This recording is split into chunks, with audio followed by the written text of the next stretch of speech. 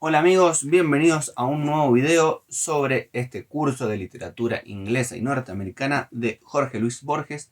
Hoy es el turno de la penúltima bolilla, la número 10, que trata sobre Bernard Shaw, Kipling y Chesterton. Y bien, empieza Borges diciendo algo que me pareció extraño, que para él el mayor de ellos fue Bernard Shaw, dice. Pero inmediatamente después dice lo siguiente, dice, pero no querría mostrar ingratitud con personas a las que les debo los mejores momentos de mi vida. Y se refiere por el goce estético que le causó la lectura, entiendo yo, que de los dos restantes, es decir, de Kipling y de Chesterton. Así que bueno, es curioso la manera con la que empieza Borges esta bolilla. Y bien, empieza por Shaw, ¿no es cierto? Y dice que nació en el año 1856. Y dice que lo que más le sorprende de él es que es tan moderno que aún en la actualidad de este curso de Borges, que recordemos es del año 1966, es decir, más de un siglo después, un siglo y 10 años después, sigue siendo moderno y actual. Dice que entonces fue no solo moderno, sino casi un adelantado, porque 110 años después sigue incluso pareciendo moderno. Eso es lo que más le sorprende a Borges sobre Bernard Shaw. Bien, dice que nace en Dublín, que su padre era alcohólico y que su madre era una aficionada a la música. Bernard Shaw llega a Londres entonces desde Dublín y dice que vivió para el pensamiento. Si lo tuviera que resumir de alguna manera, dice que Bernard Shaw vivió para pensar, básicamente.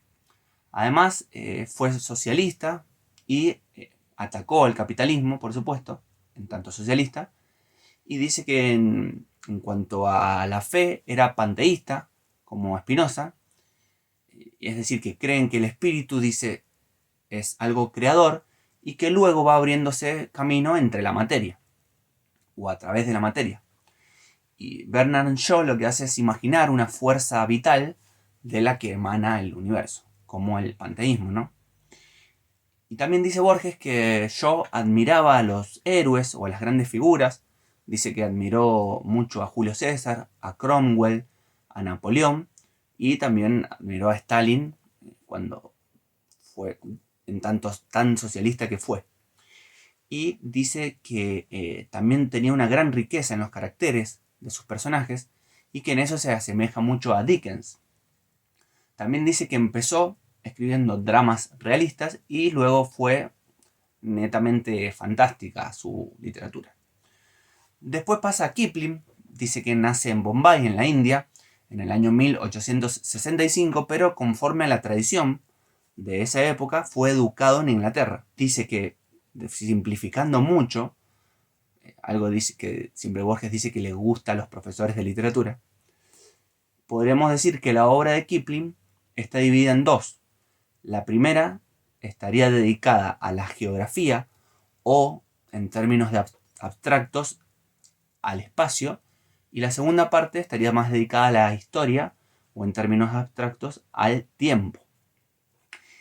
Bien, entonces dice que cuando llega a Inglaterra encuentra una literatura un tanto pesimista, que puede llamarse literatura del crepúsculo, del cansancio, del tedio, y cuyo mayor exponente en ese momento fue Oscar Wilde.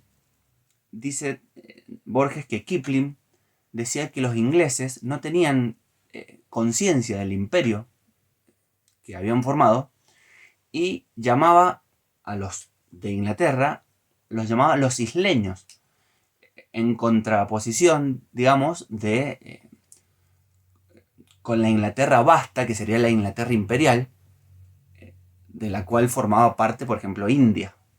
Entonces él se enorgullecía de formar parte de esta Inglaterra imperial, vasta, que abarcaba distintas partes del globo. Después habla Borges de un libro que habría inspirado a Don Segundo Sombra, un libro de Kipling. Y este libro es la novela Kim. Bueno, Borges luego explica el argumento de la novela, como hace siempre, hace un resumen de esta novela, y dice que cuando leemos a Kim tenemos la impresión de haber conocido a, por supuesto, de manera hiperbólica, exagerada, dice Borges, tenemos la impresión de haber conocido a todos los habitantes de la India. Y luego cuenta la anécdota de cuando conoció a Guiraldes, que le dijo Guiraldes a Borges que era un suertudo por poder leer a Kim, la novela Kim, en la lengua original, en inglés. Entonces, bueno, Borges ve un símil con Don Segundo Sombra y Kim, porque dice que hay una descripción de una sociedad a través de las andanzas de los protagonistas. Salvo, por supuesto, dice que el mundo de Kipling es muchísimo más complejo porque es el mundo de la compleja y antiquísima civilización india. Borges dice sobre Kipling que también fue un admirable poeta. Y finalmente, entonces, habla del último autor de esta bolilla, que es Chesterton. Dice que nace en un barrio lindo, pintoresco de Londres, y que empieza primero por dedicarse al dibujo y a la pintura. Y dice que una de las novedades de Chesterton era el haber usado el ingenio en favor de la fe y no en contra de ella. Dice también, bueno, que era, como se sabe, era un hombre muy corpulento. Cuenta algunas anécdotas de que le cede su espacio a 3 mujeres en un transporte público. Y también dice que era Chesterton partidario de los pequeños comercios. Borges dice que la gente suele verlo de 2 modos a Chesterton. Como de una manera muy simple lo encasillan de 2 maneras. O bien como el apologista de la fe católica, o bien como un escritor de policiales. Borges dice que Chesterton era muchísimo más complejo que este simple binomio. Y con respecto a los cuentos policiales de Chesterton, dice que pueden leerse de diferentes planos y que eso lo hace mucho más ricos. Porque pueden ser leídos de manera visual también. Dice entonces que pueden leerse además como policiales, pero también pueden leerse de acuerdo a otros géneros, de acuerdo a la época también, a la moda, digamos, de la época, de la lectura, de la recepción literaria de la época. De modo que también puede leerse, dice, como cuentos fantásticos, como cuentos de terror, incluso, según vaya cambiando, como les digo, esta tendencia. Y esto es gracias a la riqueza creativa de Chesterton y esta elaboración en distintos planos de su literatura. También cuenta que fue muy amigo de Bernard Shaw y que tuvieron ciertas polémicas que se hicieron públicas en aquella época.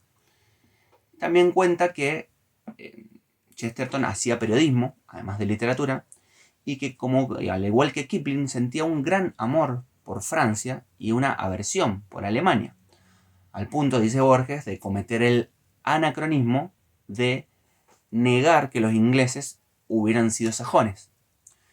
Dice Borges que Chesterton preferiría haberlos imaginado descendientes de los celtas o de los romanos. Y por último, Borges dice que no le hace falta recomendar ningún libro de Chesterton, dado que el alumno apenas agarre uno y lo lea, inmediatamente va a querer leer el resto. Así que bueno, eso fue un poco el resumen de esta bolilla 10. La próxima es la última bolilla que Borges impartió de este curso, aunque, como dije en la introducción de esta serie de videos, el curso estaba previsto para 14 bolillas, pero se dieron únicamente 11. Y bueno, esta bolilla número 11 va a tratar sobre Hawthorne y Edgar Allan Poe. Hasta la próxima.